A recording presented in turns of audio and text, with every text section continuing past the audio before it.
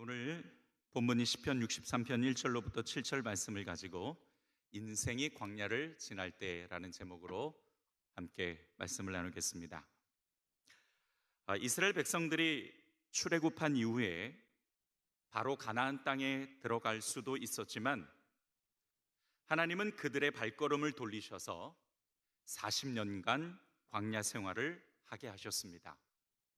보통 우리가 한 세대를 40년으로 보니까 이 40년의 시간이라는 것은 이스라엘의 1세대뿐만 아니라 2세대들도 모두가 광야에서 태어나 광야에서 자랐던 시간이었습니다.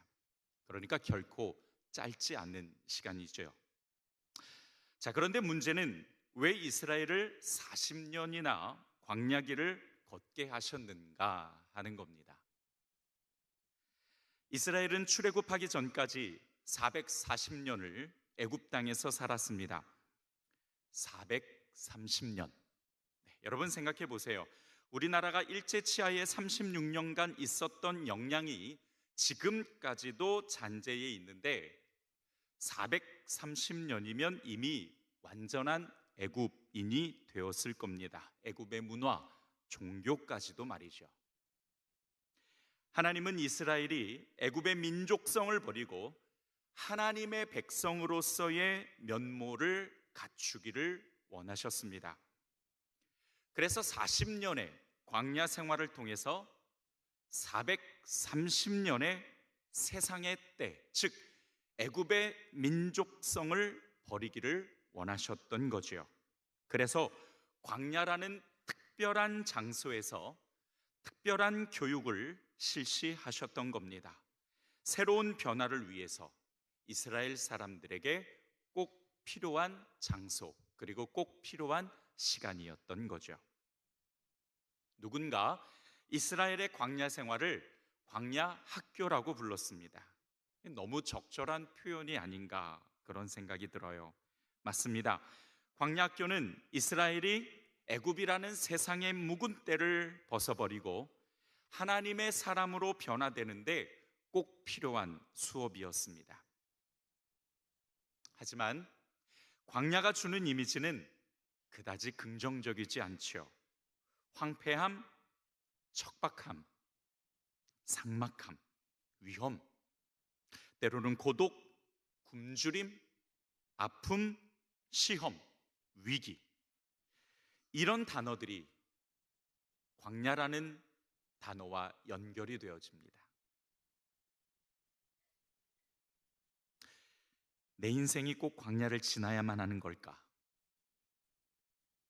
그냥 좀 편안하게 남들처럼 그냥 큰일 없이 평범하게 살다가 그냥 그렇게 하나님 나라에 들어가면 안 되는 걸까? 여러분 그런 생각 해보신 적 있으십니까? 저는 아주 자주 합니다. 그런데요, 하나님께 쓰임받았던 인물들 중에서 광야 학교를 거치지 않은 사람은 단 한 사람도 없었습니다. 예를 들어서 아브라함은 성숙한 믿음을 위해 25년간 아들을 기다리며 인생의 광야를 걸었고요. 야곱은 삼촌 라반의 집에서 험한 노동을 하면서 20년간 광야를 지났습니다. 우리가 잘 아는 형통의 대명사 요셉도요, 애굽의 총리가 되기까지 13년간 노예로 살면서 광야길을 걸었고, 모세는 이집트 왕궁에서 미디안 땅으로 도망간 후에 40년이나 특별 훈련을 받으면서 광야길을 걸어야만 했습니다. 다윗은 왕으로 기름 부음을 받은 후에도 10수년이나 사울 왕에게 쫓겨다니며 광야 생활을 해야만 했고요. 하물며 예수님까지도 십자가를 지면서까지 인생의 광야를 경험하셔야만 했습니다. 이렇게 성경에 나오는 인물들 중에 하나님께 쓰임받은 사람들 중에 단 한 사람도 광야 학교를 거치지 않은 사람이 없었다라는 사실이죠. 그렇다면 우리 잠시 한번 좀 생각해 볼까요? 나의 인생에서 광야를 걸었던 때가 언제였는지, 어쩌면 지금 광야를 걷고 있는 사람도 있을 거고요. 또 이미 과거의 광야를 거친 사람도 있을 겁니다. 그리고 어쩌면 조금 나이가 젊은 분들 중에는 앞으로 광야를 걸어야만 하는 사람도 있을 겁니다. 우리 생각에는 광야가 없었으면 좋겠는데, 좀 평탄한 길을 주셨으면 좋겠는데, 하나님 보실 때는 그렇지 않은가 봅니다. 언제든 하나님의 사람으로 더 성숙한 변화가 필요하다라고 판단하시면 어김없이 광야 학교를 보내시니까요. 그런데 광야는요, 우리 인생에만 있는 게 아닙니다. 신앙에서도 존재해요. 지금보다 더 성숙한 성품이 필요할 때, 하나님만 신뢰하는 온전한 믿음을 갖추어야 할 때, 육적인 사람에서 영적인 사람으로 변화되어야 할 때도, 그리고 경건의 능력이 나타나는 신앙을 위해 연단받아야 할 때도, 끝까지 하나님을 바라보는 인내를 온전히 이루어야 할 때도, 마귀의 유혹을 뿌리치고 시험에서 승리해야 할 때도, 구원을 온전히 이루는 성숙함을 가져야 할 때도, 지금보다 더 큰 능력으로 하나님의 뜻을 이루어야 할 때도, 그리고 마음의 갈등이 시작될 때도 어김없이 하나님은 광야 학교로 보내십니다. 광야는 아까도 말씀드렸듯이 너무 험난하고 척박한 땅이에요. 우리 인생에서 정말 기가 막힐 웅덩이와 수렁에 빠져 있는 시기가 되는지도 모르겠습니다. 그렇기 때문에 하나님은 아무나 광야 학교에 들여보내지 않으십니다. 광야 학교에 들어갈 만한 단계에 있고, 그리고 특별한 계획이 있으실 때에만 들여보내시지요. 그리고 광야 학교를 졸업할 때쯤 우리는 예전보다 더 성숙해져 있고 변화되어져 있는 자신의 모습을 발견할 수 있게 됩니다. 또 하나님의 일을 감당하는데 부족함이 없는 모습으로 단단하게 서 있는, 흔들리지 않는, 그리고 더 하나님을 신뢰하고 바라보는 그 성숙한 신앙을 발견하게 되죠. 성경 66권은 저마다 다른 주제를 가지고 있지만, 모세오경이라고 불리는 창세기, 출애굽기, 레위기, 민수기, 신명기를 쭉 나열해 놓으면은요, 마치 우리의 신앙의 여정을 보는 것 같습니다. 창세기, 출애굽기, 레위기, 민수기, 신명기 이 5권 책이 괜히 순서로 나열되어져 있는 게 아니에요. 다 의미가 있습니다. 그리고 그 책들의 주제를 보면 마치 우리 인생 혹은 우리의 신앙의 여정을 보는 것 같다라는 거예요. 자, 첫 번째 책인 창세기의 주제는 말 그대로 창조입니다. 창조는 새로운 시작이죠. 하나님께서 세상을 창조하시고 사람을 만드신 것처럼 예수 그리스도를 영접한 자들은 새로운 피조물이 됩니다. 그리고 이 시기에는 모든 것이 새롭고 놀랍습니다. 신앙도 순수함을 가지고 있는 때이기 때문에 신앙의 성장도 굉장히 빠르지요. 두 번째 책인 출애굽기의 주제는 탈출과 언약 그리고 성막입니다. 하나님은 이스라엘 백성들을요, 애굽에서 탈출시키고 하나님과 언약을 맺으셨지요. 그리고 하나님을 예배할 수 있는 성막을 짓게 하셨습니다. 우리 신앙도 그렇습니다. 예수 그리스도의 은혜로 말미암아 죄에서 탈출하면서 내 안에 하나님이 거하실 수 있는 거룩한 성전이 만들어져 가요. 성령님께서 나와 동행하시면서 거룩한 삶으로 변모되어져 가는 거죠. 우리가 그것을 성화되어져 간다라고 이야기를 합니다. 신앙적으로 보면 이 시기에는 신앙생활에 뼈대가 세워진다라고 생각하시면 좋을 것 같습니다. 그 다음에 세 번째 레위기인데, 레위기의 주제는 제사장과 제사법이죠. 제사장은 성전을 섬기면서 헌신하고 그리고 예배하는 사람입니다. 베드로전서 2장 9절을 보면 우리는 모두가 다 거룩한 나라요 왕 같은 제사장이다 라고 그렇게 말씀하시죠. 그러니까 하나님을 위한 예배자로, 그리고 하나님을 섬기는 봉사자로 사역자로서의 모습을 갖추어가는 시기다라고 판단할 수가 있습니다. 그 다음에 네 번째는 뭡니까? 네 번째는 뭐예요? 성경을 안 읽어봐서 그런 거는 아니시죠? 자, 네 번째는 민수기입니다. 민수기의 주제는요, 광야 40년이에요. 여기서 드디어 광야가 등장하는 거예요. 이스라엘은 광야를 통해서 신앙의 성숙함과 인생의 겸손함을 배우게 됩니다. 광야를 통해 영적인 위기와 시험과 아픔을 경험하기도 하지만 하나님의 사람으로 성숙해지고 하나님 나라의 백성으로서의 새로운 면모를 갖추게 되는 시기가 바로 이 광야 시기예요. 그 다음에 마지막 다섯 번째로는 신명기인데, 신명기의 주제는 가나안 땅에 들어갈 준비입니다. 광야 생활을 마치고 약속의 땅인 가나안에 들어가기 직전에 하나님께서 모세를 통해서 다시 말씀으로 무장하게 해주십니다. 신명기, 말 그대로 새로운 계명 혹은 두 번째 계명이라는 뜻입니다. 이스라엘의 2세대들이 하나님의 율법을 재점검하면서 가나안에 들어갈 준비를 하는 거예요. 신앙적으로 이 마지막 신명기 단계에 다다르면은 이제 재생산에 들어갈 준비를 합니다. 재생산이라는 것은 뭐냐면 자신의 신앙을 다른 사람에게 영향력을 끼칠 수 있도록 영적 리더로서의 역할을 하는 것, 그것을 이야기하는 거예요. 그리고 다른 성도들을 도울 수 있을 만한 성숙한 믿음과 신앙을 갖게 되는 시기, 그 시기가 바로 재생산하는 시기입니다. 이 다섯 단계가 반드시 순차적으로 오는 것은 아니지만 반드시 한 번씩은 거쳐야 되는 과정이에요. 이렇게 본다면 과연 나의 신앙은 창세기, 출애굽, 레위기, 민수기, 신명기 과연 어느 단계에 와 있는지 여러분 개인적으로도 스스로 충분히 돌아볼 수 있고, 그리고 그 과정에서 과연 하나님이 나를 어떠한 사람으로 훈련시키고 계시는가를 어렵지 않게 판단하실 수 있고 또 점검해 보실 수가 있습니다. 자, 여러분은 어느 단계에 있으신 것 같습니까? 중요한 건 누구든지 언젠가는 광야를 경험하게 된다는 사실이죠. 그래야 더 성숙한 모습으로 하나님 앞에 나아갈 수 있을 테니까요.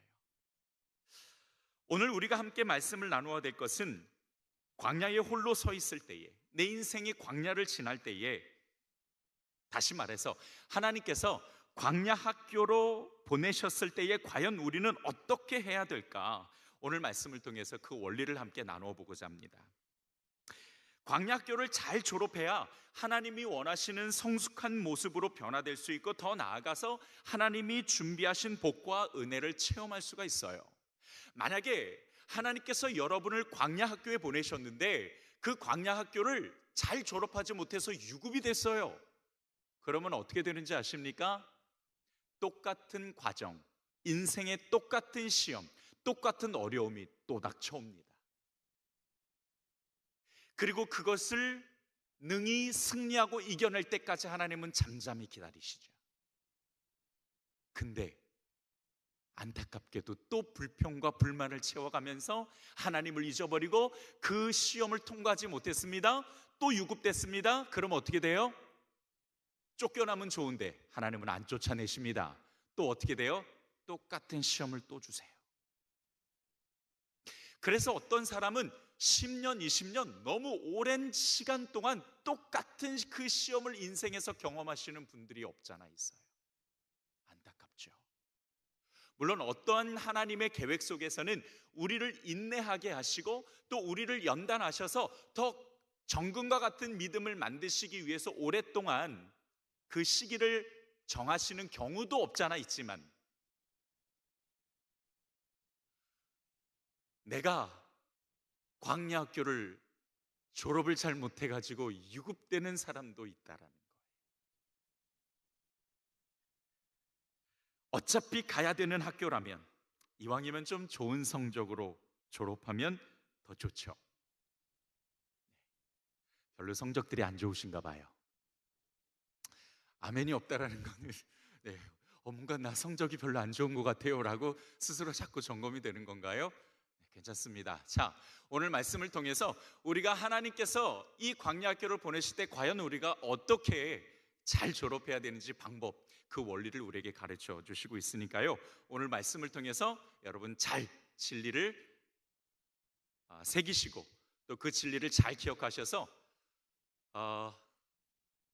하나님께서 광야학교를 보내셨을 때에 좋은 성적으로 졸업할 수 있는 저와 여러분이 되기를 주님의 이름으로 축원드립니다.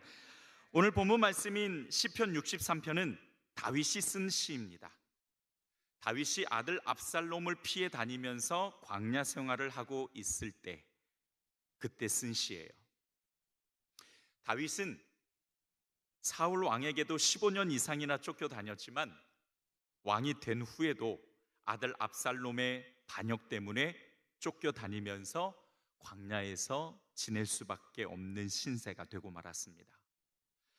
다윗 왕은 광야학교를 한 번만 갔던 것이 아니라 참 여러 번 다녀왔습니다. 그런데 여러 번 다녀오면서도 굉장히 좋은 성적으로 졸업한 사람이에요. 그래서 광야학교를 통해서 더 성숙하고 겸손함을 갖추어서 하나님께 이렇게 인정받았습니다. 내 마음에 합한 사람. 내 마음에 합한 사람. 이것이 하나님께서 다윗을 평가하셨던 성적이었어요.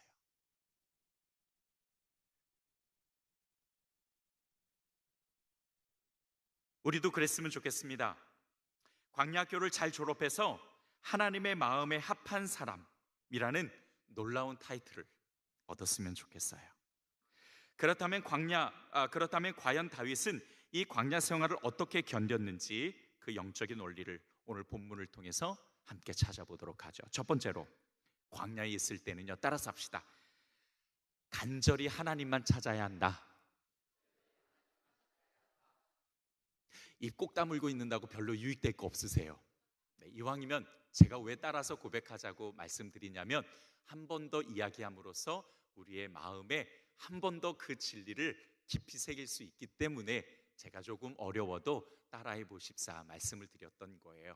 우리가 입으로 말함으로써 그 내 입에 열매가 되어지고 그 열매가 내 마음에 깊이 새겨질 수 있는 거잖아요. 자, 여러분 입 꽉 다물고 있으면은 괜히 더 힘듭니다. 자, 한 번만 더 해볼까요? 간절히 하나님만 찾아야 한다. 네, 잘해 주셨습니다. 오늘 본문 1절을 한번 좀 다시 보죠. 하나님이여, 주는 나의 하나님이시라. 내가 간절히 주를 찾되 물이 없어 마르고 황폐한 땅에서 내 영혼이 주를 갈망하며 내 육체가 주를 앙모하나이다 라고 말씀하세요.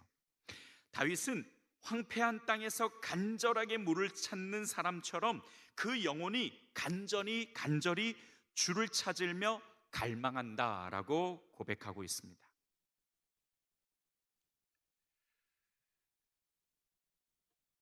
평균 낮 온도가 40도가 넘는 광야에서 물이 없으면 생명을 부지하기가 어렵지요. 죽지 않으려면요, 물을 찾아야만 합니다. 우리 인생이, 우리 신앙이 광야에 있을 때도 마찬가지예요. 죽지 않으려면 뭘 찾아야 한다고요? 물 아니에요. 뭐 찾아야 한다고요? 하나님을 찾아야 합니다. 무엇보다 하나님을 찾아야 하는 이유가 있어요.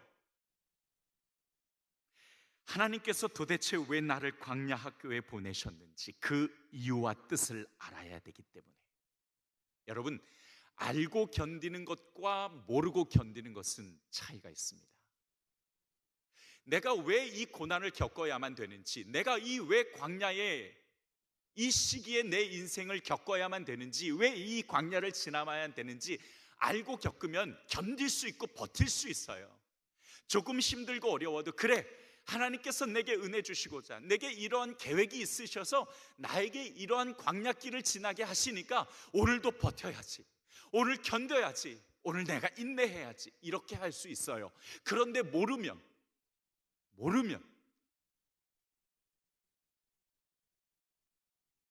너무 힘듭니다. 견디고 버티기가 어려워요.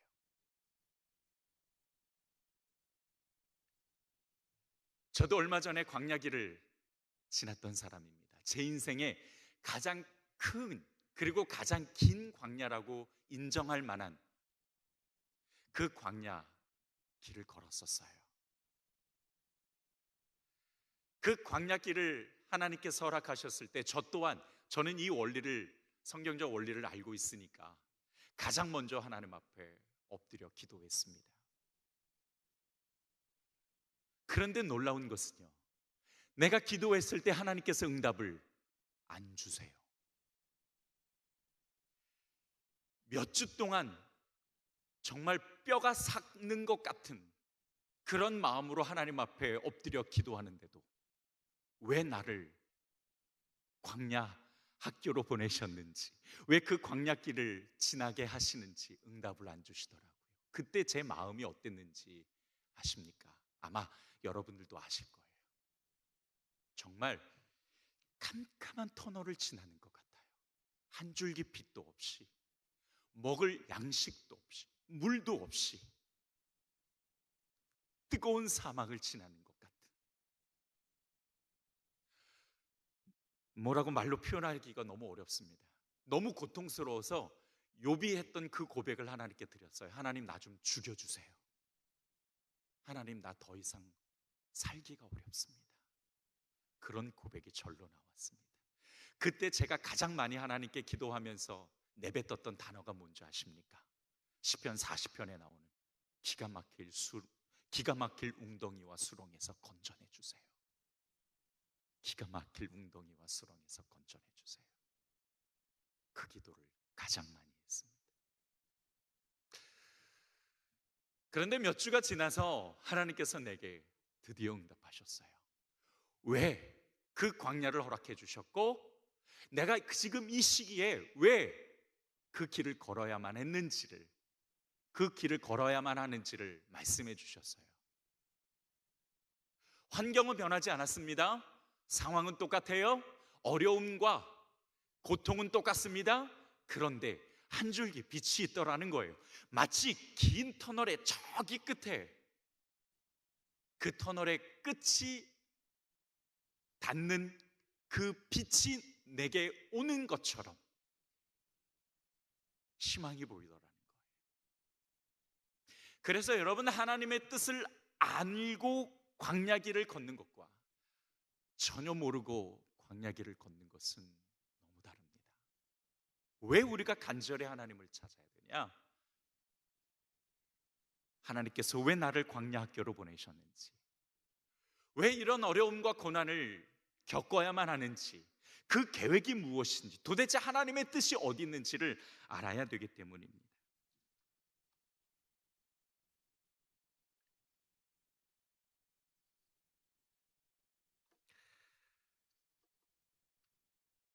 또한 우리가 이 광야를 걸을 때에 한 가지 깨닫는 것이 있습니다. 저 또한 그 광야길을 걸을 때에 매일 고백했던 것 하나, 그 중에 하나였는데요. 그것은 바로 자신의 연약함과 내 자신이 아무것도 할 수 없는 존재라는 거였습니다. 우리가 왜 광야길을 걸어야 되냐? 왜 광야를 하나님께서 허락하실 수밖에 없느냐? 내 존재가, 나의 연약함이, 그리고 나의 부족함이 내가 얼마나 하찮은 존재인가를 알게 하시려고. 그때가 바로 진정으로 하나님께 내 자신을 내려놓을 수 있는 때입니다. 광야는 철저하게 자신의 연약함을 깨닫게 합니다.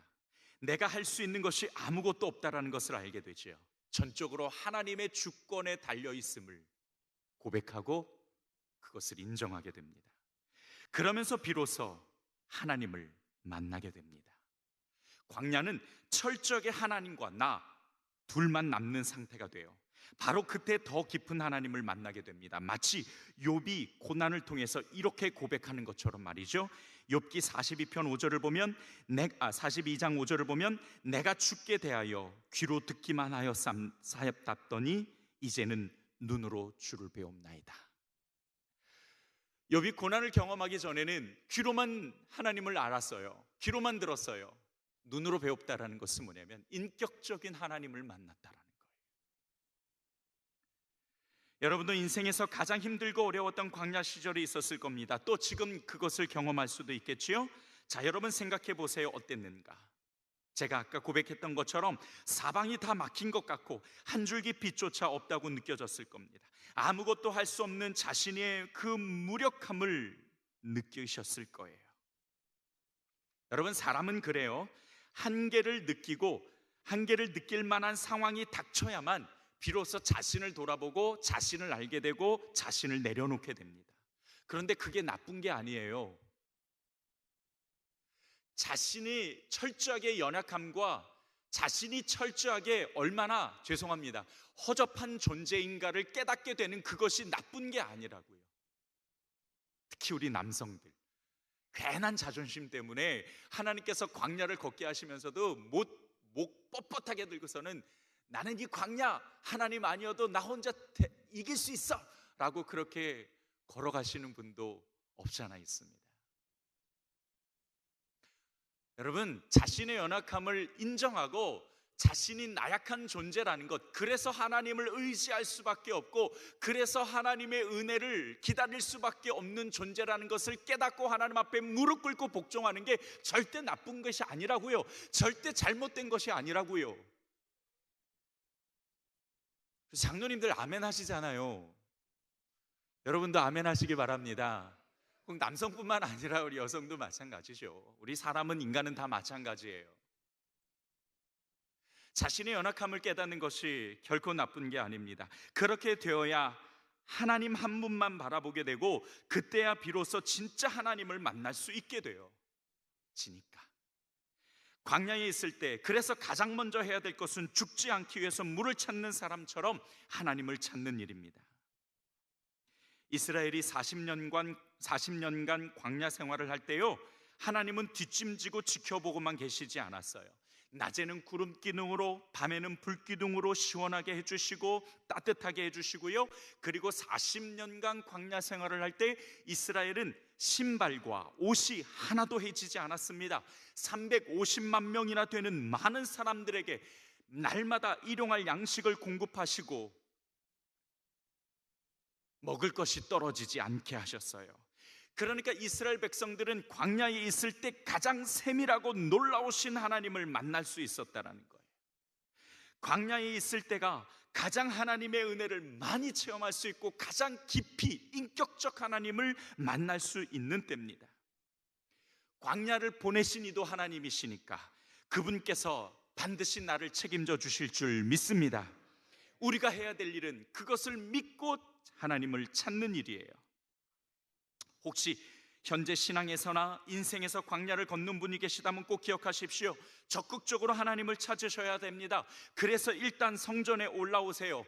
기도하면서 하나님을 찾으십시오. 일부러 시간을 내서라도 수시로 기도하면서 하나님께 도움을 요청하십시오. 날마다 하나님을 예배하면서 하나님께 나아가도록 노력하십시오. 그것이 광야에 있을 때에 우리가 할 일이고 그랬을 때에 하나님이 만나 주실 줄 믿습니다.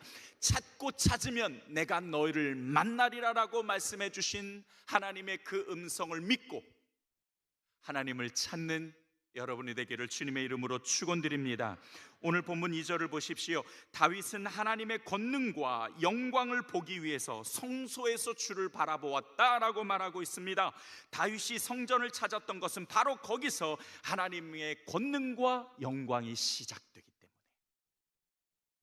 하나님의 권능과 영광이 어디서부터 시작된다고요? 성전에서부터 시작된다고요. 여기는 하나님께서 특별한 장소로 여기신 곳이에요. 하나님의 이름을 두셔서 누구나 다 기도하고 누구나 다 하나님을 만나고 누구나 다 하나님의 그 때를 따라 돕는 은혜를 받고 싶은 자가, 하나님을 만나기 원하는 자가 누구나 다 쉽게 하나님을 만날 수 있도록 장소를 열어놓으신 곳이 바로 이 성전입니다. 성전보다 하나님을 쉽게 찾을 수 있는 곳은 없어요. 그러므로 여러분, 성전에 올라오셔서 하나님께 부르짖으며 기도하십시오. 때가 찰 때 하나님께서 반드시 응답하시고 영광과 권능으로 여러분들의 삶을 개입하셔서 도우실 뿐만 아니라 그 광야를 통해서 여러분에게 놀라운 복과 은혜를 부어주실 줄 믿습니다. 최종적으로 하나님께서 우리를 광야로 보내신 이유는 두 가지입니다. 첫 번째로는 내적으로는, 영적으로는 우리가 더 하나님을 성숙하게 닮아가기 위해서, 두 번째 외적으로는 우리가 이 세상을 살아가면서 하나님의 은혜와 복을 누리게 하게 하시고자 우리에게 광야를 주신다라는 이 이유를 여러분 절대로 잊지 마시고, 광야에 있을 때에 그 어떤 곳보다도 하나님만 찾는 저와 여러분에게 되기를 다시 한번 주님의 이름으로 축원드립니다. 두 번째로, 광야에 있을 때에 뭐 해야 되냐? 따라서 합시다. 찬송해야 한다. 오늘 본문 3절과 4절을 함께 읽어보겠습니다. 시작. 주의 인자하심이 생명보다 나음으로 내 입술이 주를 찬양할 것이라. 이름으로 나의 평생의 주를 송축하며 주의 이름으로 말미암아 나의 손을 들리이다. 아멘. 다윗은 그렇게 척박한 광야에 있으면서 도대체 왜 하나님을 찬송했을까요? 자, 여러분 생각해 보세요. 가장 힘든 고난을 경험할 때 입에서 뭐가 나오던가요? 찬송이 나오던가요? 아니면 한숨이 푹푹 나오면서 온갖 짜증과 욕이 나오던가요? 전자입니까? 후자입니까? 전자여야 되는데 뭐가 나와요? 후자가 나와요. 그게 사실 우리의 현실이기도 합니다. 여러분, 하나님을 찬송한다라는 것은 무슨 뜻이냐면 하나님께서 나에게 은혜를 베풀어 주실 것을 확신하고 감사한다라는 뜻이에요. 그래서 찬송은 미래적 감사입니다. 따라서 합시다. 미래적 감사. 주실 거야. 하나님께서 나 구원해 주실 거야. 하나님께서 나 능력의 오른손으로 붙잡아 주실 거야. 이것을 통해서 나로 성숙하게 하고 하나님께서 은혜와 복을 부어주실 거야 라고 기대하고 기다리는 사람이 찬송할 수 있어요. 아무나 찬송할 수 있는 거 아닙니다.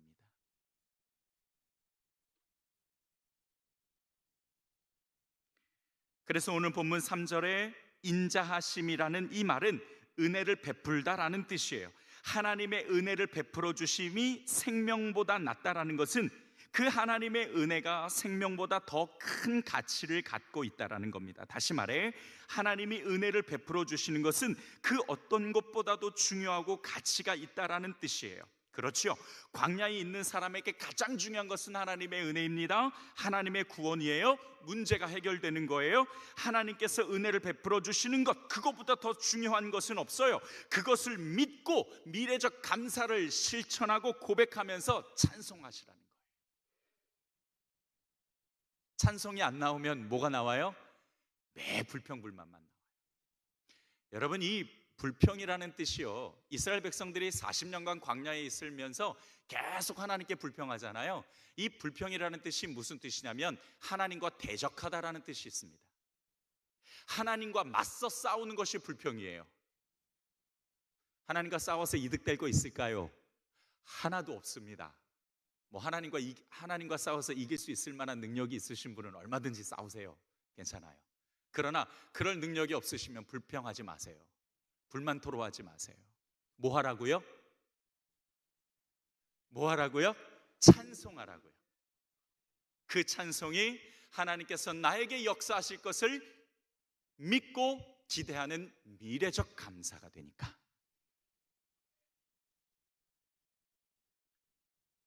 다윗은 하나님이 자신에게 은혜를 베풀어 주실 거라는 분명한 확신과 믿음이 있었던 거예요. 그래서 찬송할 수 있었습니다. 자, 그러면 하나님을 찬송한 다윗에게 어떤 은혜가 있었을까? 5절에 한번 보죠. 골수와 기름진 것을 먹음과 같이 나의 영혼이 어떻게 됐어요? 만족할 것이라. 마치 광야에서 진수성찬을 만난 것 같아요. 내 육신은 광야인데 내 영혼은 뭐예요? 내 영혼은 너무 만족스러운 거예요. 내 영혼은 진수성찬을 만난 사람과 같아요. 부족한 것이 없어요. 시편에서 고백한 것처럼 내 영혼이 푸른 초장에 누워있는 것 같아요. 너무 편안한 쉼을 얻는 것 같아요. 그런 상태,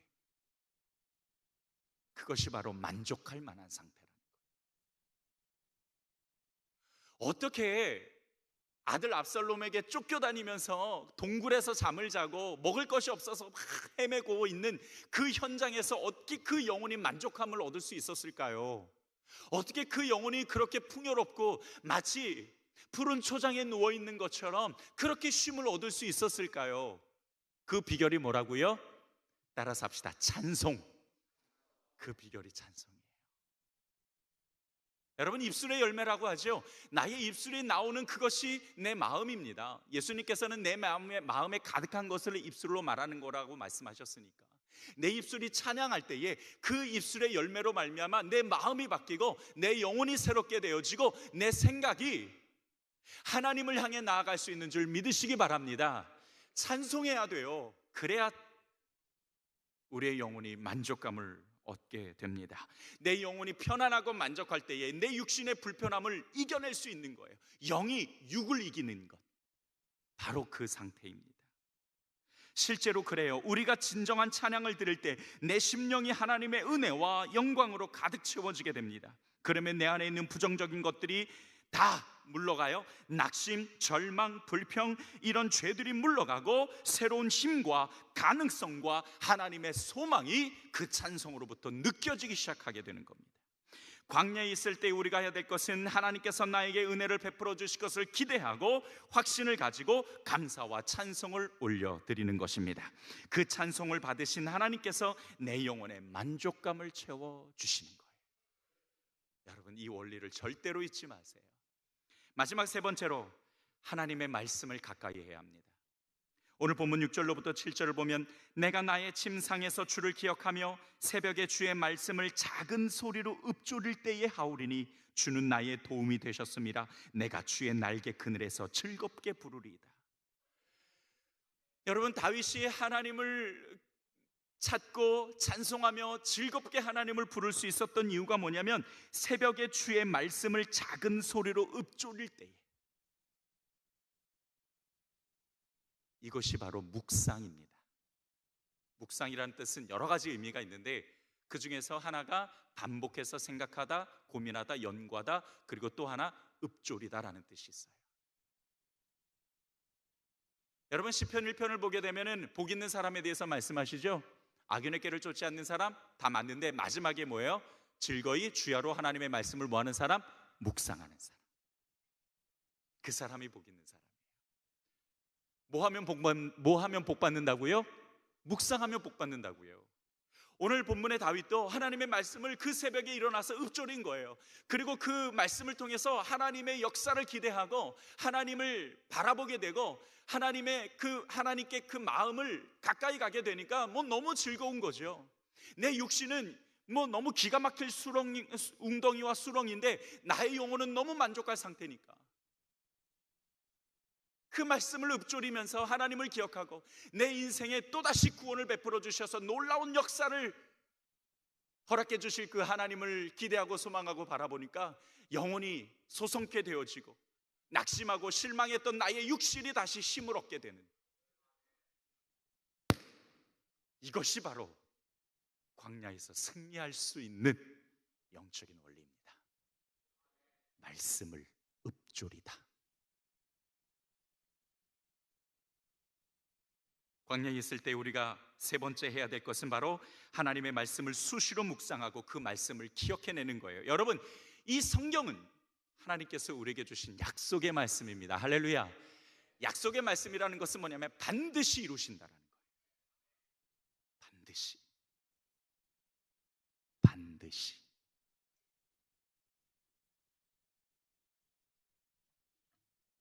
하나님께서 내게 주신 성경을 통해서 하나님의 말씀을 기억해내는 겁니다.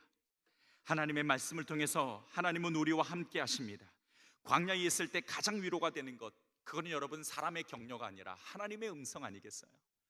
하나님께서 나에게 어떤 계획을 가지고 있으신지 그 음성을 듣게 되면은요, 그 다음 고난은 아무것도 아닙니다.